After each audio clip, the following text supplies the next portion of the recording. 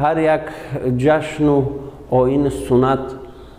مراسم های به خود خاص را دارد و از جمله جشن نوروز هم یکی از جشن های هست که دارای بسیار هم مراسم های مضمونا بای و رنگین است. خوب مراسم های جشن نوروز از آمد بهار از گلگردانی شروع می شود و چنانکه که ما و شما می دونیم خوب در این حالت کودکان دهه اساساً نورسان سنی 9 تا 15 به دشت و دمن می روند و از آنجا گلی نوروزی، گلی زرد و یا که سیاه گوش، گلی سیاه گوش جمع می کنند و آمده به مردم دهه تقدیم می کنند و در نوبت خود آنها به کودکان آمدن بهار و نوروز را هم مژده می دهند، تبریک می گویند، انعام ها و یا که تحفه ها می دهند. و آیین دیگری جشن نوروز این آیین چهارشنبه سوری و یا که چهارشنبه آخر است که مردم در باغ ها و یا که در چهارراه ها و یا که در یک جاهای علاهیده گلخن می افروختند و از بالای گلخن می جهیدند و همزمان به گلخن مراجعت کرده می گفتند که زردی من از تو، سرخی تو از من. پاره سفال را به گلخن پرتفته به قفای خود نگاه نکرده به خانه ها می رفتند و اکنون معنا و فلسفه جهیدن از بالای علاب یا آتش و یا که گلخن آن است که بگذار آن گناه هایی که در این سال جاری کرده باشیم بسوزند و ما با یک خرسندی و شادی و با یک صحتمندی به سال نوی اجدادی وارد شویم. و دیگر مراسم بختکشایان است که در بین دختران بیشتر رایج است و همزمان ما و شما میدونیم که وقتی که عرفه نوروز می شود مردم به تازه کردن خانه ها شروع میکنند، یعنی لباس ها و کرپه و کرپچه های خود را به بیرون می اندازند تا که آنها به اصطلاح خلقی آفتاب بخورند و از دیگر اون بیماری های سال کهن خلاصی یابند و اینچنین به تن لباس های نو میکنند و به کودکان تحفه ها میدهند که یک پارچه شعری است که شهادت این گفته های ما است که روز نوروز است و عالم سبززار، زنگ دل را میبرد بوی بهار. ای پدر برخیز و نوروزی بیار تا تو را رحمت کند پروردگار. خوب دیگر البته در پیشتره و حال هم گاه گاهی به چشم میرسد که مردم به یکدیگر آب میپاشند و شیرینی میچشانند تا که خانه هایشان پرنعمت و زندگیشان شیرین باشد. و یکی از آیین های بسیار هم معروف جشن نوروز این گستردن دسترخوان با انواع های گوناگون است و در اساساً در دسترخوان نوروزی انواعی را میگذارند که با حرف های شین و سین و گاه میم شروع می شود که این همه این آیین ها رمز خاصی است که دلالت به فراوانی سال میکنند. و اینچنین آیین دیگری نوروزی این سمنک پزی است که بیشتر در بین زنها به چشم میرسد و این سمنک پزی هم 4 مرحله مهم دارد که سمنک مانی، دیگر سمنک کوبی، سوم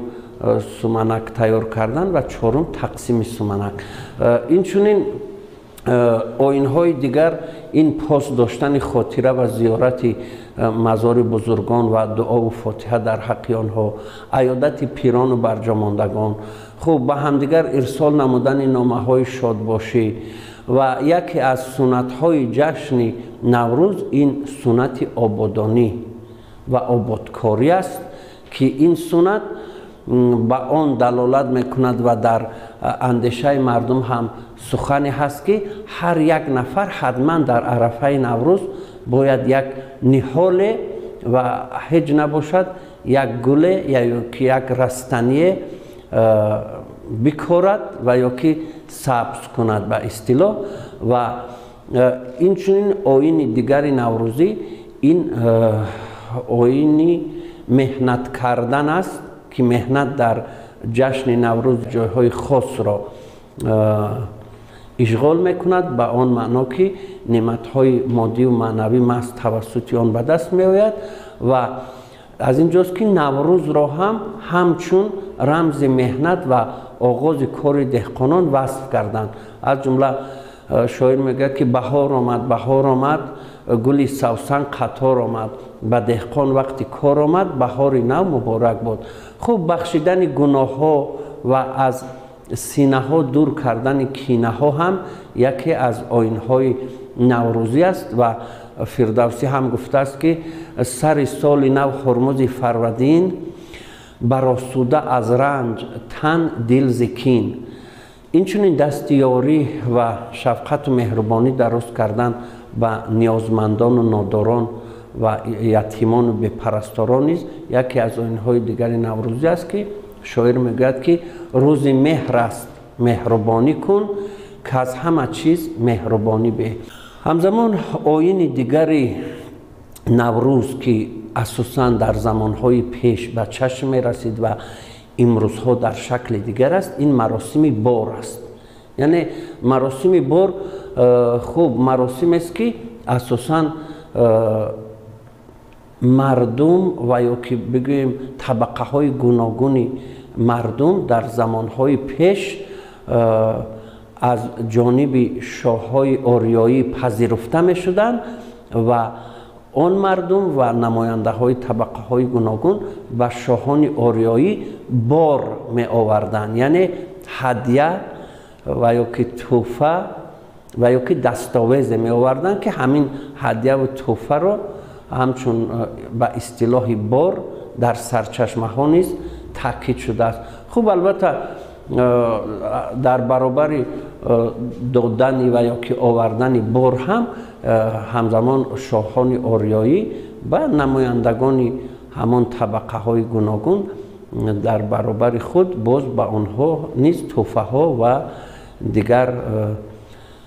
دستاویزها تقدیم می نمودند. و البته نوروز همچون یک جشن ها در زمان معاصر دارای رسم آیین های زیرین نیز از قبیل گذرانیدن چاره‌بینی های ورزشی به مانند فوتبال و والیبال و وزن برداری و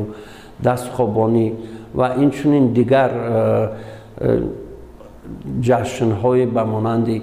خوب سگ جنگ و کبک جنگ و خروس جنگ و تخم جنگ و دیگر نمادهای بازی و مسابقه ها نیز به چشم می رسند. و این چنین نمایش هنرهای مردمی نیز امروزها به حکم عنعنه در آمده است و تیار نمودن خوراک های ملی خوب از قبیل آش بریده، دلده، پلو، خوب نشان دادن کشیده دوزی و زردوزی و دیگر لباس های ملی و این چنین نمایش کتاب و خوب ساختن اسباب های موسیقی و همزمان قالین بافی و امثال اینها خاصی جشن نوروز هستند که در روزهای نوروزی به معرض تماشا گذاشته می شود. و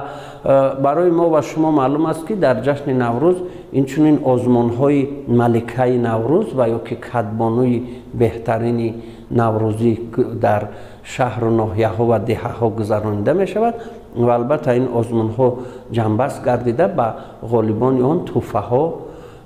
همچون سنت نوروز سپاریده می شود. و در این دوره همزمان چاره‌بینی ورزشی نوروز پهلوان و یا که پهلوان نوروزی نیز تجلیل کرده می شود و این چنین مراسم بزکشی نیز تا اندازه به یکی از آیین‌های نوروزی خوب پیشتره و حاضره هم به شمار می رود.